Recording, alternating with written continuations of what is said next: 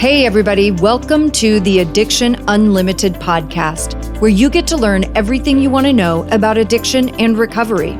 I'm your host, Angela Pugh, co-founder of Kansas City Recovery, life coach, and recovering alcoholic. To learn more about me, you can listen to episode 0 on your podcast app or find us on the web at addictionunlimited.com. Hello, my friends. Welcome to episode number 120 of the Addiction Unlimited podcast. I'm your coach, Angela Pugh, here to break down the process of getting sober and staying sober so you can be free from the trap of drinking too much. How's everybody doing out there in the world? I've been so busy here at Addiction Unlimited headquarters, aka my house. We did the Sober Vision workshop last week and it was really awesome. I love every opportunity I get to meet you guys face to face and get to know you better. The workshop was so much fun and I've gotten a lot of great feedback from you who participated, and I've already had several people ask if I will be doing it again. And the answer is yes. I think we will do it again, probably toward the end of the year. It's probably going to be a little while. What's funny is I made a workbook to use for the workshop because when you have a large group of people participating in something, it's easiest when you have a guide to follow, right? And part of that is to keep me on track. Otherwise, I'd be going off on tangents left and right. But I've had so many people emailing my team about how much they love the workbook. And I love that because the workbook is pretty extensive and I put a lot of thought into how I put it together so it's versatile and helpful for you in a lot of different ways. And I know when you want to make changes in your life, it's easy to fall off track because that's how we're wired. Change is hard and changing habits is hard because we are hardwired to stay the same. And one of the things that makes it easier for me is when I have things laid out, super simple to keep me on the track I want to be on. That's why I make you all the worksheets and cheat sheets, right? The road to success, my friends, is keeping things very simple and getting consistent. When you can master consistency, that's when your true power kicks in and you literally can accomplish anything. The workbook we used in the Sober Vision workshop, I actually created to use in my 6-week intensive program, the 2K, because it's a good guide to create a plan and to measure how well you're staying on your plan. And even more important, if you have a relapse, you have a perfect guide right in front of you to see where you were lacking and how to fix it. And well, I should probably tell you too, we're going to be running a very short special for the 2K coming up. And I would urge you to take advantage of it if it's something you've been thinking about. I can't give away all the secrets, but keep your eyes on your inbox because that's where you'll find all the juicy details. It is a commitment, and I know many of you have been thinking about doing that program for a long time. I can't tell you how many of you sign up for free consultations for the 2K and then ghost me. Seriously. And I'm sure you don't follow through on the consultation for a lot of reasons. You're probably still drinking or scared to make a real commitment to changing your life, scared to face the truth, scared what people will think, scared to make the investment in yourself, scared you'll fail. Just know that we are here when you're ready. And if you feel like you are ready and you're so exhausted by the drunken roller coaster and you know you have to do something to make a change before it gets any worse, then I will tell you that this is the time to move forward because I'm pulling out all the bells and whistles before we get into holiday season and then move into 2021. And in 2021, we have some changes coming. And again, I can't give away all the secrets, but trust me when I say, if you've been thinking about the 2K for a while, you will want to get in on it now. So watch your inbox for more info. And I will talk about it in some live videos this week too on Facebook and YouTube. And I should set up a way where you can all log on to a video chat or something with me and get your questions answered. I think that's a good idea. This is all coming to me right now. My team's going to love this. Yes, that's what we'll do. I'll set up like a webinar and you can jump on a call with me and I'll answer all of your questions for you live. We'll make it really simple. I love this idea. I'll have my team help me put this together. If you want to get in on that webinar with me and learn more about the 2K and get all the juicy details and ask any questions you have, sign up at... What episode is this? 120. So www.myrecoverytoolbox.com/120, because this is episode 120. It will be just like the workshop we just did. And signing up here just means you want more information. There's no commitment to anything. It's just letting me know that you want to be in the loop to know when the webinar is happening. www.myrecoverytoolbox.com/120, and I'll send you an email with more information. Doing a webinar live will be so much easier. Then you don't have to sign up for a consultation and ghost me. And that will be super fun for me too, because I love getting to meet you guys and have real conversations with you. Okay, www.myrecoverytoolbox.com/120 for the Change Your Life, Change Your Recovery webinar. I just came up with that little name right there. It sounds pretty good, huh? Change your life, change your recovery. That's what we're all about around here. I love you guys. I want you to be happy and healthy and to feel good about yourself. And I know how awful it is to be battling this thing in those very beginning stages and how lonely it feels. And it's like you don't even know where to start. So just start here. Okay, start here. www.myrecoverytoolbox.com/120, and we'll get you on the right path. And this conversation actually leads me perfectly into the topic for today's episode. There's a saying that floats around all over the internet. I've seen it a million times, and it is so powerful. And I saw it the other day, and it always kind of sticks with me, right? But the other day, for whatever reason, it just really struck a chord. And the saying is, I would rather go through life sober, believing I'm an alcoholic, than go through life drunk, trying to convince myself that I'm not. This seriously almost takes my breath away. I have no idea who said it or where it comes from. I've seen it hundreds of times over the years, and it just strikes such a deep chord with me. You know, I was never a person in denial. I never tried to convince myself I wasn't an alcoholic because I don't really care about the word or the label. I don't know that I thought about it all that much at all, honestly. I definitely didn't know everything I know now after years of school and teaching recovery and speaking all over the nation. Like, I didn't have all this knowledge when I was in my own battle. But I knew that I didn't drink like other people. And you guys have heard me talk about that a lot on these episodes I just recognized that my relationship with alcohol was different. My attachment to alcohol was different. And when I say different than other people, okay, I knew I didn't drink like other people. When I say other people, I don't mean my friends. Because all of my friends were drunks like me. And I knew they didn't drink like other people either. Like, I had I guess I did have a few friends like way back early on. I had a few friends that weren't total alcoholics, but they still drank in a different way. I knew that alcohol was more important to me than it was to the rest of the world. I knew I did it too much. I knew I didn't like myself because I was doing it too much. And I knew I would be better off if I stopped. So take out the word alcoholic. I don't care about the word. I was just clear that I didn't do it right. And let me read this again. I would rather go through life sober, believing I'm an alcoholic, than go through life drunk, trying to convince myself that I'm not.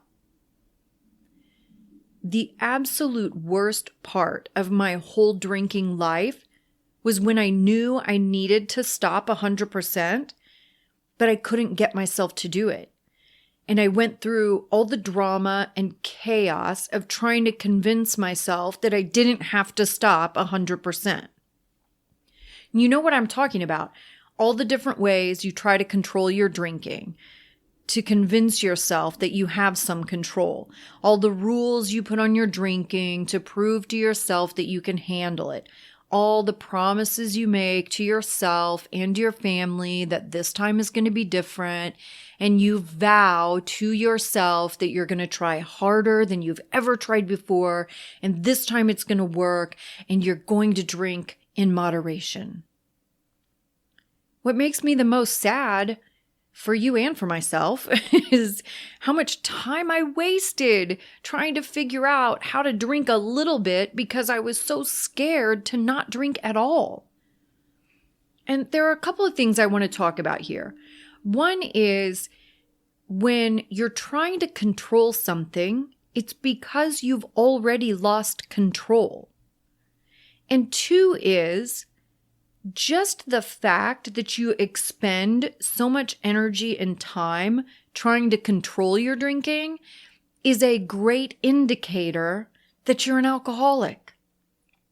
Because non-alcoholic people don't drink enough to have to control it.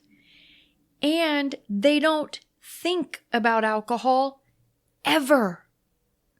Non-alcoholic people don't have this distorted and obsessive relationship with alcohol where they spend all their time worried about how much they're going to drink or wondering what everyone else will think if they don't have a drink and making all the plans to drink and buying the glasses and creating excuses to drink and worrying if they're going to run out and yada, yada, yada.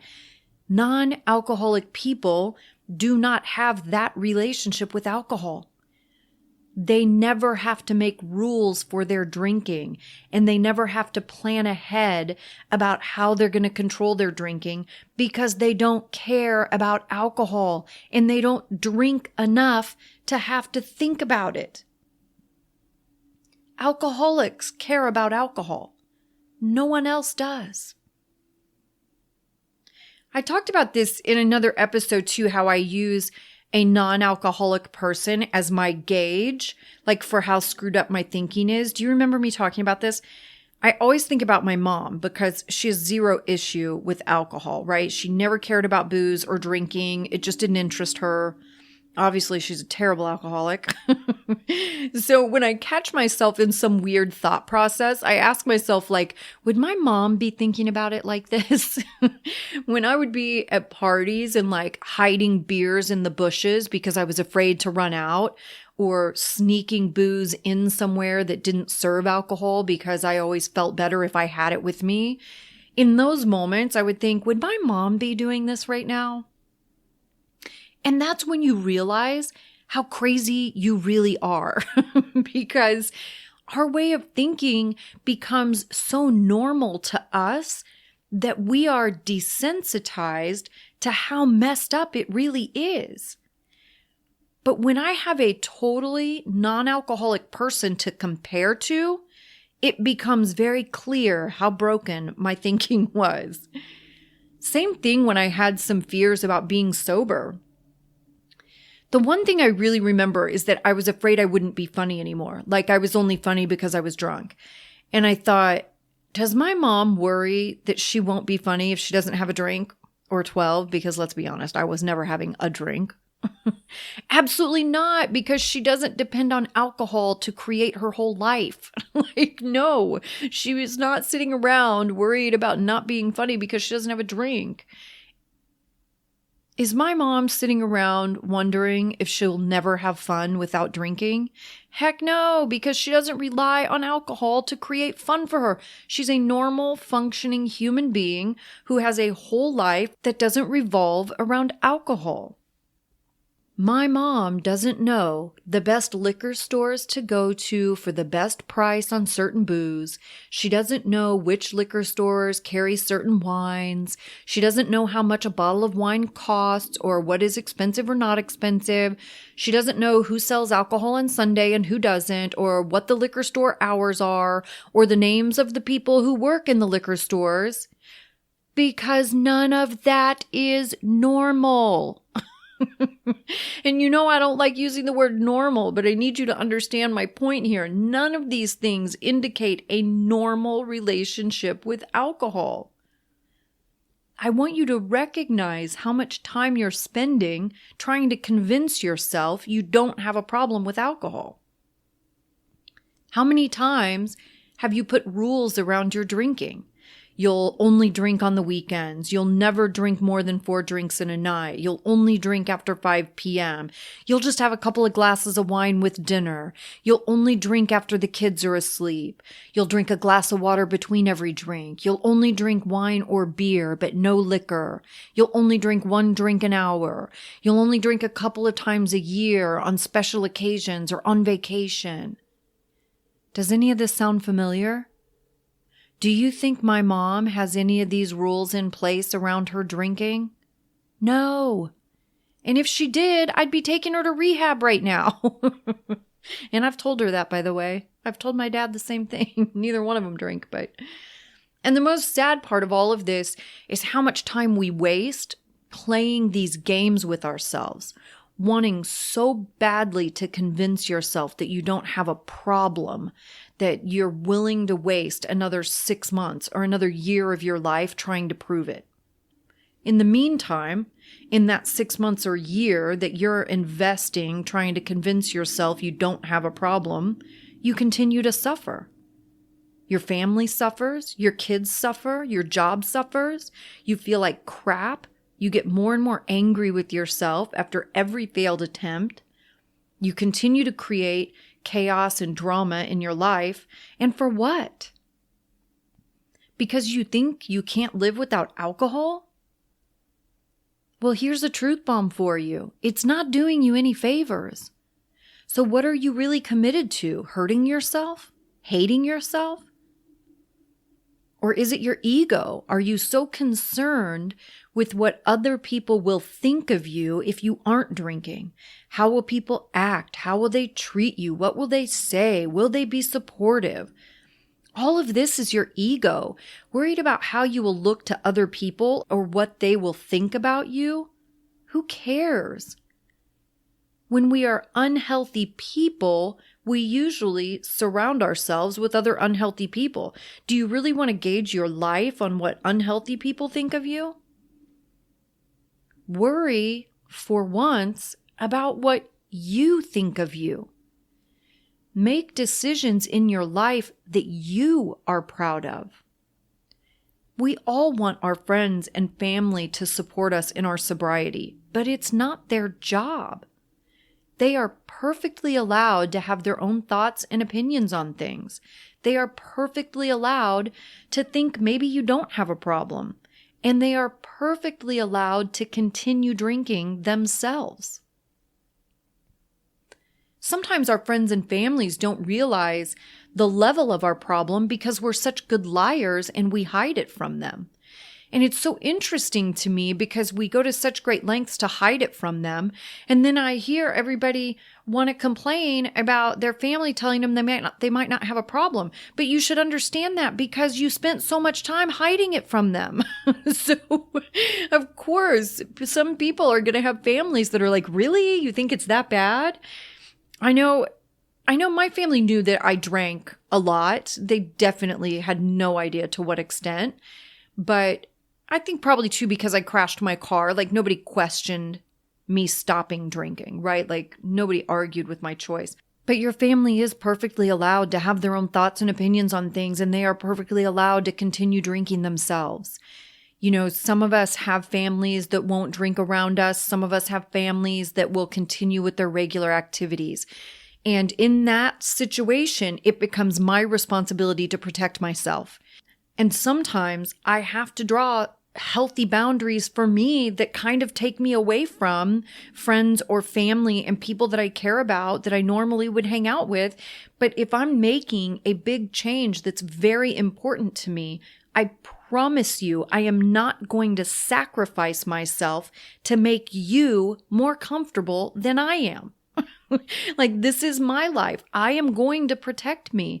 And if I need to draw some boundaries and I need to not participate in some things while I'm getting comfortable and figuring my own stuff out, bet I'm going to draw the boundaries and I'm not going to participate. I'm also not going to care what anyone thinks about it. Because this is my life. I have to wake up with me every day the rest of my life. I am going to protect me. Period. And you are perfectly allowed to limit your time with them for a while. You are perfectly allowed to make changes in your life to better yourself. Do you worry about all their opinions when you want to get a better job or have kids or buy a new car? No. And I'm sure when you had kids, you made huge changes in your life that were difficult. Making this change is no different than making any other change. It takes some getting used to. You have to have some boundaries for a while, and that's okay. If your doctor told you today that you're diabetic, you would have to make some huge changes in your diet. And that would probably be different from all the yummy foods and sweet desserts that your family eats. But are you going to sit around and whine and wonder what they're going to think about you because you can't eat the cake anymore? Are you going to continue eating the cake just to make them more comfortable? I sure the heck hope not. And cake is just as socially acceptable as alcohol. But you see how twisted our thinking gets about alcohol? Because so many of you will continue drinking just to avoid the discomfort of being different than your family.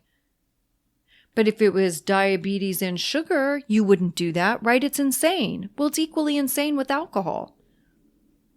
When you put it in perspective, it sounds crazy. If you had celiac disease, you aren't going to sit around the dinner table and force yourself to eat gluten just to fit in. You're going to get through the discomfort of making the change. You're going to make the right decision for yourself to keep yourself well, and you're going to be fine. Do you really want to continue on this path of feeling like crap, trying to convince yourself you can get control of something you have no control over while you suffer mentally and emotionally and physically? I mean, that's a big sacrifice to make for alcohol. This is another thing to think about here. Your level of commitment to continue drinking. Look how much time and energy you put into trying to control it. How many months and years you stay on that roller coaster, trying so hard to convince yourself that you'll figure it out. The definition of insanity, doing the same thing over and over again, expecting a different result. You're willing to try over and over and over to control your drinking. You're so committed to the cause until it comes time to be sober. Where's your commitment then? You're willing to be drunk and miserable, but you fear being sober and a little uncomfortable. I promise you, my sobriety has never felt as bad as the self-loathing and dread I felt every day when I was a drunk. Never has my sobriety felt as bad as drunk. Your commitment to your drunkenness is strong. How about we channel that same strength and energy and commitment into getting your shit together and feeling better? Let me read that quote one more time. I would rather go through life sober, believing I'm an alcoholic, than go through life drunk, trying to convince myself that I'm not. And for those of you that get hung up on the word alcoholic, get over it. That's your ego. And to be honest, it's a little offensive. Like you're saying there's something wrong with me that I'm an alcoholic or you're too good to be an alcoholic. And I promise you, I have plenty of issues, and being an alcoholic saved my life and turned me into a badass on a level I never knew I was capable of. Your little delicate ego can't handle the word alcoholic because you're so worried about what other people will think of you. But all those other people are fucked up too, just in different ways. And it's kind of weird that you're willing to fuck up your life and live miserable and unhappy just so other people don't think you're an alcoholic. I mean, seriously, that's what you think is acceptable, to destroy your life for other people's approval. Super weird, my friends. It's super weird. To take it a step further, there are all these other creative terms now, so you don't have to use the word alcoholic if you don't want to. But don't lie to yourself and try to convince yourself you're something you're not. You have to be honest about what your situation is, especially if you want to start to change it. There's a major relief that comes with letting go of all the BS and drama and nonsense. When you stop trying to fight a battle you've already lost 100 times over, you start moving in a positive direction and feeling better. There's a saying in the 12-step world about understanding when you're truly ready to change. And you've heard me talk about this 1,000 times. You cease fighting everything and everyone. You stop fighting all the people who are asking you to stop drinking or telling you need to. You stop fighting all the terminology because your little fragile ego can't take it. You stop fighting support in groups because you think you're better, or you're not that bad, or you're too cool, or you're too rich. It's so funny. But you stop fighting with yourself when your head keeps telling you to take action. It keeps telling you need to stop. It keeps telling you to reach out for help, but you keep fighting it. When you are ready, all of that stops. Now I get to live my life with total freedom. I don't have anything to hide from. I don't have any chaos and drama left to clean up. I don't create any new chaos and drama, and that's impressive. I'm not a prisoner to my drinking habits and all of the energy that went into it. I don't wake up hungover. I get to function at full capacity every day. I treat myself better. I treat other people better. And I get to live well because I love me. I learned all of that because I'm an alcoholic. And I would definitely rather go through my life knowing I'm an alcoholic and get to live sober and happy than continue on the dead end of trying to convince myself and everyone else that I'm a quote-unquote normal drinker.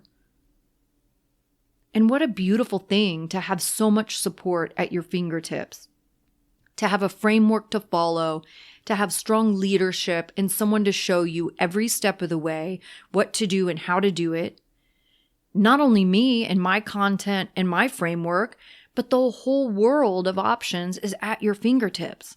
There really are no excuses. I want you to ponder this. Where are you in your journey? Are you still on the struggle bus, or are you getting comfortable in your new sober skin? Or maybe you're like me and you've been sober a long time. But we all need a refresher at any stage of the game. I have to have these reminders. I have to have these conversations to make sure that I'm staying on track and to make sure my thinking is staying healthy and moving the right healthy direction. Think about what you're doing and how you're doing it. And don't forget, if you want to learn more about working with me to get a fresh start, a strong start, or to get over the hump of early sobriety, sign up to get more info for our webinar, www.myrecoverytoolbox.com/120.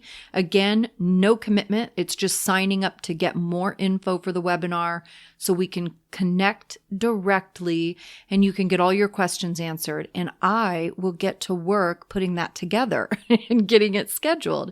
Again, it's www.myrecoverytoolbox.com/120 because this is episode 120. I hope you are having a fantastic day, and I will see you next week. You've reached the end of another great episode of the Addiction Unlimited podcast. Candid and honest conversation about addiction and recovery. Be sure to visit us at addictionunlimited.com to join the conversation and access show notes and links to everything we talked about. Love this episode? Please take 30 seconds to subscribe, rate, and review on iTunes to help us improve and give you the information you want. Thanks for listening. See you next week.